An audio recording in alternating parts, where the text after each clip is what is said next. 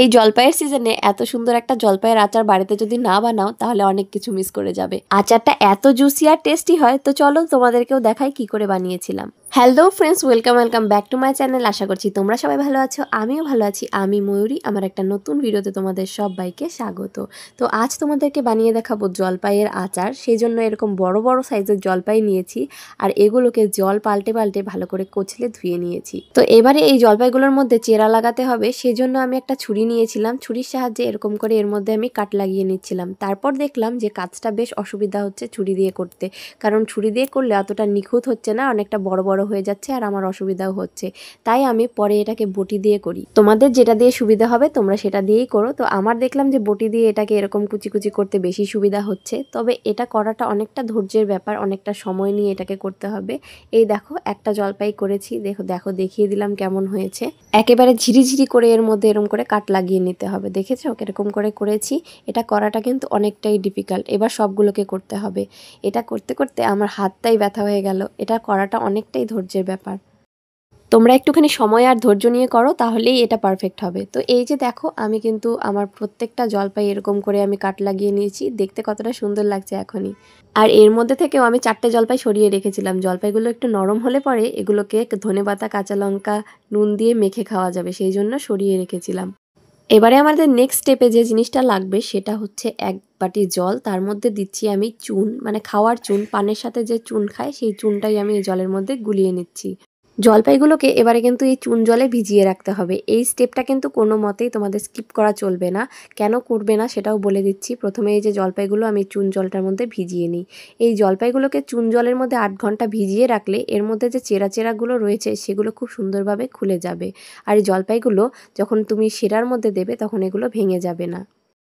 তো চলো এটা 8 ঘন্টা ভিজতে থাকুক। এবারে আমরা একটা মশলা তৈরি করি। সেজন্য আমি নিয়েছি গোটা জিরে, গোটা মৌরি, কালো জিরে, মেথি আর শুকনো লঙ্কা। তোমরা চাইলে গোটা ধনে, তেজপাতা, এলাচ এগুলোও ইউজ করতে পারো। তো যাই হোক, প্রথমে গোটা মশলাগুলো আমি একটা শুকনো কড়াইয়ের মধ্যে নিয়ে নিলাম। এগুলোকে এখন আমি ড্রাই রোস্ট করে নেব। তো গ্যাসের আঁচ একদম কম করে দিয়ে তারপর এগুলোকে খানিকক্ষণ নাড়াচাড়া করলে যখন এটা থেকে খুব সুন্দর মিষ্টি একটা গন্ধ বেরোবে তখনই এটাকে হয়ে গেছে বুঝতে হবে। তো গ্যাসের ফ্লেমটা অফ করে দিয়ে এটাকে আমি নামিয়ে নেব। নামিয়ে নিয়ে এটাকে ঠান্ডা করে নেব। তারপর এটাকে এখন আমি গুঁড়ো করে নেব। আর এদিকে জলপাইগুলো কিন্তু অনেকক্ষণ চুন জলে ভেজানো হয়ে গেছে। দেখো চুন জলের কালারটা কিরকম চেঞ্জ হয়ে গেছে। যাই হোক, এবার জলটা আমি ফেলে দিব আর জলপাইগুলোকে আবারও জল পাল্টে পাল্টে ভালো করে কচলে ধুয়ে নিব।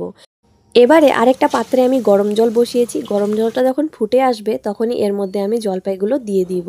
আর তার মধ্যে এখন আমি অ্যাড করছি অল্প সামান্য নুন। নুনটা দিয়ে তারপর ঢাকা দিয়ে দেবো এটা সেদ্ধ হওয়ার জন্য। তো দেখতেই পাচ্ছ প্রায় 2 মিনিটের মতো আমি জলপাইগুলোকে সেদ্ধ করে নিয়েছি। এবারে এই সেদ্ধ করা জলপাইগুলো থেকে আমি জলটা ঝরিয়ে নেব। তো এই দেখো জলপাইগুলো কিন্তু আমি ভালো মতো সেদ্ধ করে নিয়েছি আর এটা কিছুটা এরকম হয়েছে। আর এবারে আমি যে কড়াইটার মধ্যে আচারটা বানাবো সেই কড়াইয়ের মধ্যে অল্প সামান্য জল দিয়ে তার মধ্যে অ্যাড করছি গুড়। তোমরা চিনিও ইউজ করতে পারো, আবার গুড় চিনি দুটো মিক্স করেও ইউজ করতে পারো। তো আমি গুড় দিয়ে করলাম। তো এরকম ঢেলা আখের গুড় তোমরা ইউজ করতে পারো।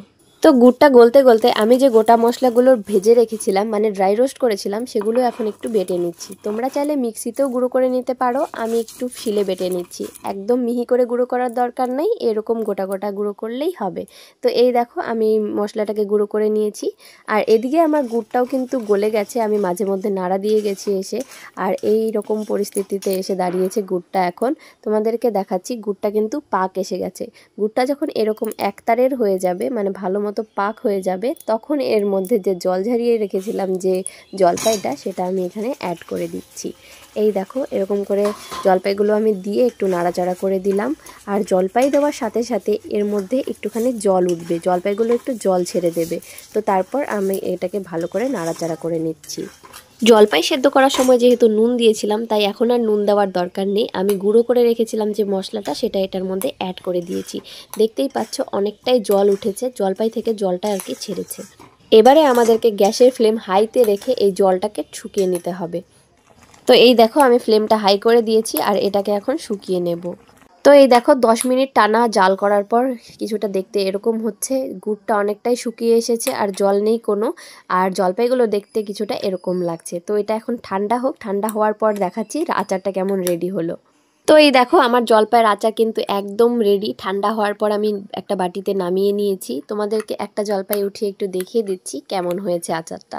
এটা এতটাই জুসি হয়, দেখতেই পাচ্ছ একদম ভেতর পর্যন্ত রস গেছে, কারণ এত সুন্দরভাবে এটা কাটা হয়েছে যে একদম ভেতর পর্যন্ত গুড়ের শিরা চলে যাবে। এটা দেখে তোমাদের কার কার জিভে জল এলো তোমরা কমেন্টে জানিও। আর আমার এই জলপাইয়ের রেসিপিটা তোমাদের কেমন লাগলো সেটাও কমেন্টে জানিও। আর ভিডিওটা ভালো লাগলে লাইক কমেন্ট শেয়ার করে দিও। তোমাদের সাথে দেখা হচ্ছে অন্য আরেকদিন অন্য একটা নতুন ভিডিওতে। বাই।